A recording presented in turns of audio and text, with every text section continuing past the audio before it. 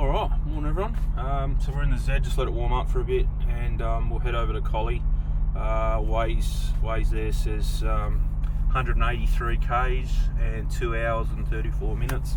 Should get there at 10 past 9. It's currently 6:36, so nice and early. The sun's not even up yet. I don't even kind of need my sunnies. Kind of see how it's quite cloudy as well, so that's good. It'll keep the temperature down. Not that it's only going to be 26 today or 25 or something. Actually, that's in Perth, in Collie, because it's so far away. It's only going to be 24. I just checked. It's cloudy and 24, so that should be alright. Actually, I need a hat. Otherwise, I'm going to come home burnt. Yeah, I need a hat. So I've got to open up the garage door again. I'm half asleep. Had a really, really good sleep for some reason last night. I didn't even wake up, I don't think. But no, should be good to go. I'm going to stop. There's like a service station turn off on the freeway that it doesn't go. It's not a road to go anywhere else but into the service station. There's a McDonald's there and bakery and a few things like that. So I'm going to stop there and get breakfast there. That's probably about an hour away, about halfway into the trip. So should be right. I got live location sharing on with my old man because he's left his house at 6:30, but he is about 20 minutes closer than me, so he's probably 40 minutes ahead of me. I'm going to see if I can catch him. Not that I'm going to do anything reckless on the road, but it's more the way he drives than the way I drive. So I reckon I'll probably get him just as we're getting down to that to the McDonald's, but I can see where he is anyway, real time, so that'll be pretty funny if I catch him. But anyway, I'm going to get my hat and we'll hit the road. Alright. Well, eating a bit too quickly. I'm just going to go. This is the first time I've actually eaten in the car, I think. I did make a bit of a pact with myself that I wouldn't consume any beverages or food in the car, but that's out the window today. So yeah, just stopped here at Macca's. It's like a service centre, they call it. There's literally a Red Rooster, McDonald's, a cafe, and a servo BP. And there's nothing else here. You can't go anywhere else. It's literally you come in, do this, and go out. There's another one further down, but it doesn't have any good shops. It's literally just a servo. So yeah, all good. But anyway, I'll keep moving. I'll put a screenshot in. Dad and my brother-in-law are way in front of me. I don't think I'm going to catch them. I had a heap of traffic. I mean, they would have hit the same traffic, but where Dad lives and where I live, I had to go like on a different highway. I'll put a map in. He just jumped straight on the freeway, and whereas I had to go on a highway with a heap of traffic. So yeah, didn't go to plan, but that's okay. I might still get him. I don't know. It's 7:48. My phone's not connected yet. I think I'm due there in like another hour and 10 or something like that. Hang on. Oh, hour and 40. So 9:30 I'm due to get there. So and it's 7:50 now. So yeah, it doesn't matter. All good. I'm no rush. I'm not driving, so I don't need to be there at a particular time. My dad is, so that's why he left a bit earlier. So it's all good. I think it kicks off at 10 anyway, so I've got half an hour up my sleeve. That's if I don't stop anymore, and I don't plan on. It's only an hour and a half to go, so all good. We'll see you down there.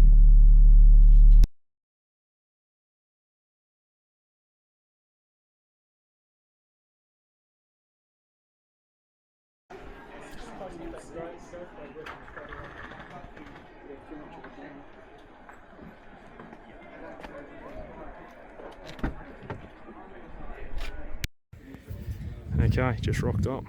Good turnout. There she is there. And then there's some other cars here as well. But mainly we're here for the Nissan.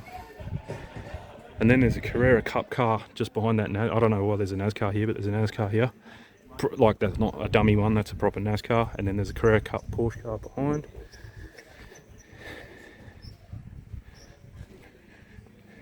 Pretty good turnout. And then all the burnout cars are just behind that that sign there, number 13.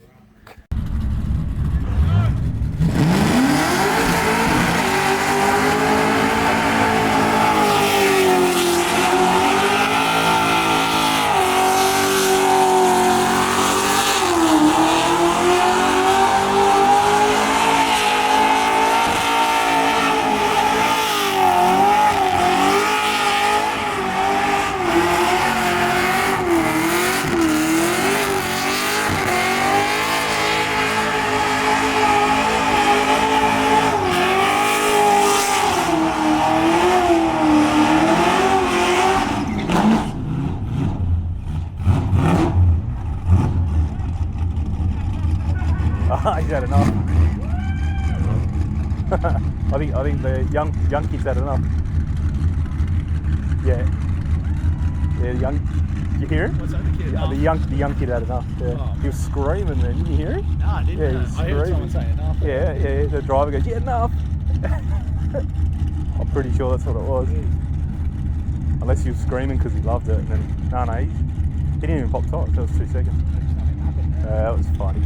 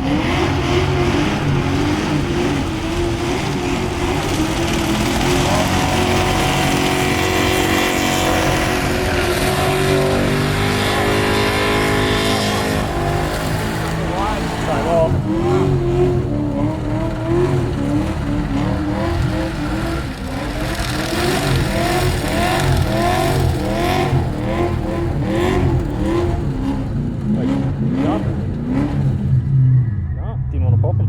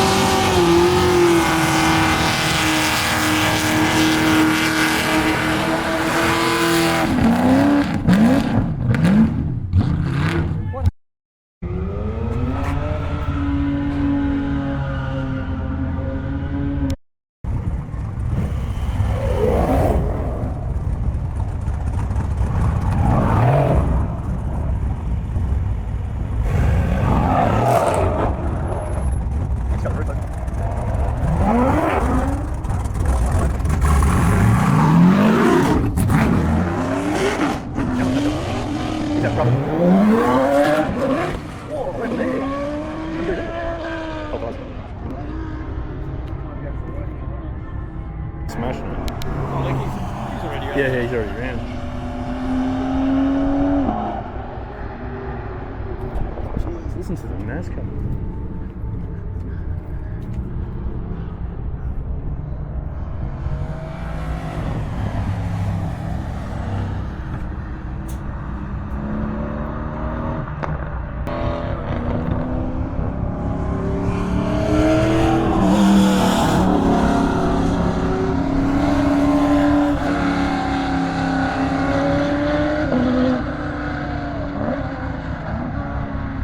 These ones too. Some of them. Oh, well, look at them.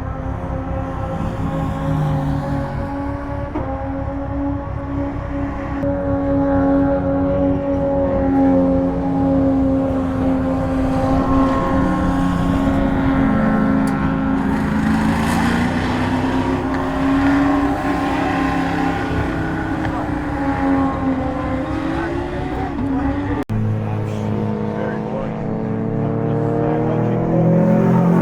Oh, yeah.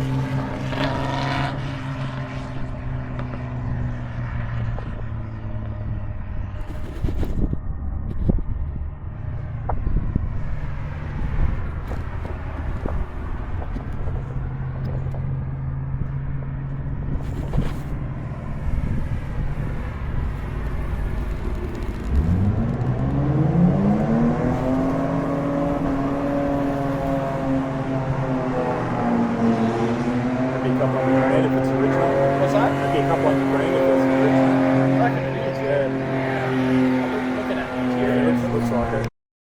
Alright, morning everyone. So we had Collie a couple of days ago. It's pretty early in the morning again.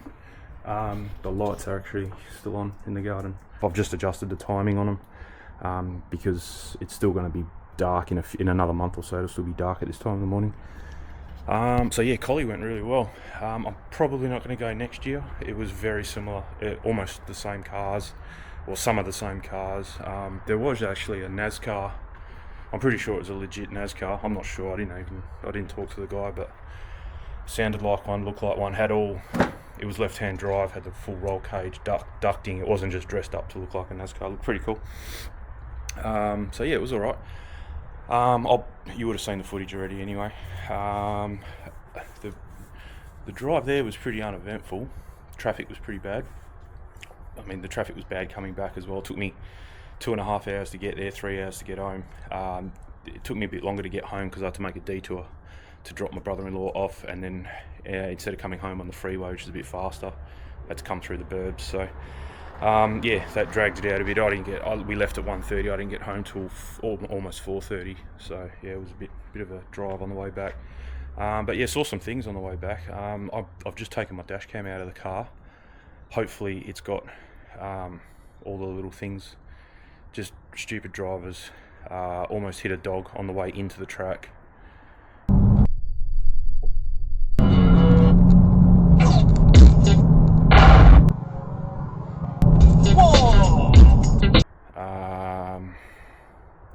Then almost got cleaned up by a car just here. It was a merge point, not for me, it was a merge point for the guy next to me and the guy next to him, and they just decided they didn't want to merge, and I was almost parallel with him, and he just decided that he's not going to merge with the guy that he should be merging with. He's just going to come into my lane.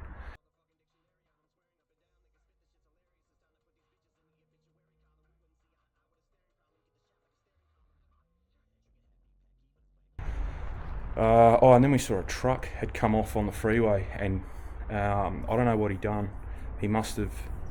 Somebody must have locked it up, and he didn't have enough brakes, and he's gone right. So he was in the right lane, and he's gone right into the medium strip, and just ploughed through all the trees and bushes, and almost ended up on our side, just as we were coming.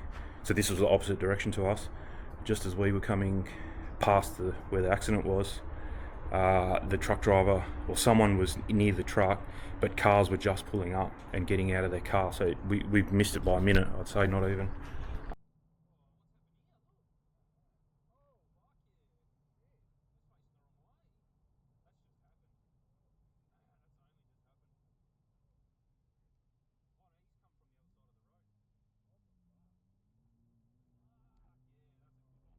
So yeah, glad we didn't get caught in that. And then again, the road wasn't blocked at all. It was all on the other side of the road or in the medium strip. People on our side were actually stopping in the lane. There's a 110 zone, and people were stopping just to have a look. I couldn't believe it. But anyway, just yeah, really bad. So, but anyway, yeah, it was good. There's probably not going to be a lot of footage I'll put in. It was not boring, but because I went last year, it wasn't as good. So yeah, it was alright though. You'll see that Ian Diffin car. I'll put some text on the screen, but he didn't end up bringing the full-on race car. I mean, the one he had was a race car as well, the Charger. The guy didn't even drive it. Dad drove it the whole day, and that car used to be at Bathurst, so it's probably got a little bit more heritage and history compared to the other one I've been talking about, the orange one. Because this was from over east and raced in Bathurst, this one. But the Ian Diffin one was a WA kind of only thing. I'm pretty sure. I don't know.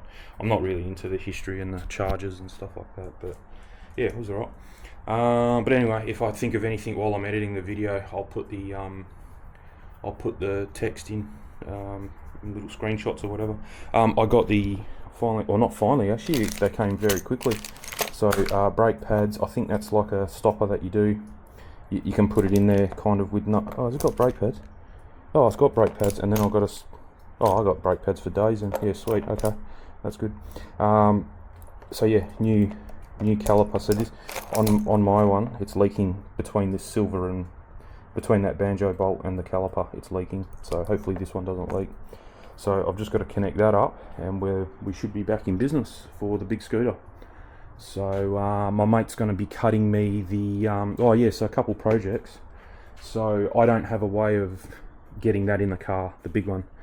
I could if I had someone help me, I could lift it. It's 60 kilos, it's way too heavy, and it's just an awkward shape. You'll do your back in. Plus putting it in the boot, I can lift it straight up, but I can't lift it and put it in the boot at the same time. My back's not going to let me do that. So yeah, I can't put it in the car. Plus I've done it once before when I first got it, thinking that's how you do it, and it just scratched the car. That's all the scratches that are in the back of my car are from that scooter. Just because you can't lift it properly. So I used to have a motorbike carrier that you had a ramp and you wheel it up, but it's big, bulky, it's bigger than the bike rack, it's huge. So I've sold that a while ago, and my mate who has the fabrication business actually came up with a really cool design, and it's literally just a little platform that goes under the deck, and then goes into your tow hitch, 50mm by 50mm tow hitch. He made one for himself, but he's made it to carry 2 scooters. So he's going to make me one. He's going to cut me the bits because he's got a laser or plasma cutter, CNC plasma cutter. So, and he's got it all saved. So his son works there. So his son actually designed the first one. So he's going to tell his son to cut me one, but only for one scooter. I only need it for the one. So he's going to cut me that this week, hopefully. And then when we go for a ride on Saturday, I'll pick it up from his place, bring it back here, and we'll weld it and paint it. It shouldn't be too much. It's literally a straight 50mm bit of pipe that fits into your tow hitch, and then the plate welds to that. We have to mock it up on the car to get the spacing right, because I don't want to weld it all together and then realise that it's too close to the car and it's hitting the bumper when you put it on. So I want to get the spacing kind of as short as possible, but not short that it's going to be hitting the car. So there'll be a bit of measuring involved, and then we'll weld it and paint it. And there's also 4 lugs that go on the corner facing down, so that way you can put straps over, so you strap the thing to it. So yeah, that's one project. And then another one, I was looking at my exhaust tips on the car. They're chrome.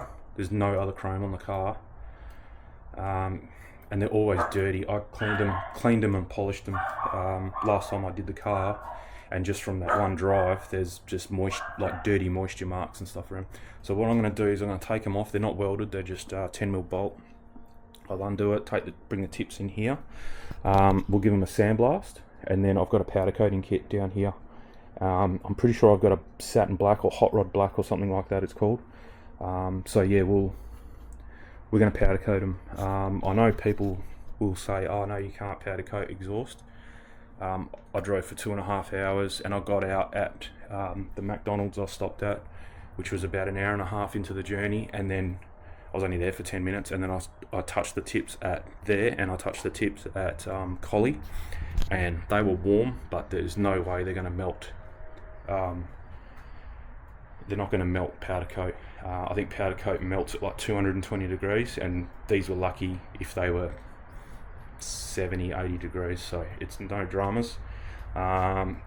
If it, for whatever reason, it does melt, I don't think it will. Maybe if you're caught in traffic on a really hot day, they might get up to 100, 120, still 100 degrees off their its melting point. But if it does fail, then they'll come off, and I'll just buy some new ones and either get them professionally done with high temp powder coat. I had a look. I can buy it, but it's not worth me buying. It's more expensive than the tips, so I might as well just get someone to Cerakote or high temp powder coat around here. But I'm going to give it a shot myself first. I reckon it's going to be fine, and I'll do it in like a satin black. That way you don't see any dirt. It matches the bumper of the car then and blends in, and yeah, should look alright. But anyway, we'll give that. So that's another project anyway coming up. But anyway, I'll leave it there. Otherwise, this video is going to be way too long. But yeah. But anyway, I'm going to get onto this today. This break. I've got today off. It's Friday today, so yeah, I'm going to get onto that, and then tomorrow I think we're going for a ride, so I'll pick up the bits to make the rack for that, and then next week after work or something I'll weld it up. It's going to take me longer to get the welder out than it will to weld the thing together. Won't take long at all. So yeah, we got all the parts. I hope that hose is long enough. It doesn't kind of look it, but I'm pretty sure it's going to be. Yeah, it will be. It must be like the exact length. But yeah, anyway, all good. So let's hope that this fixes the problem, and I don't see why it wouldn't, but yeah, we'll see what happens. But anyway, I'll catch you on the next one.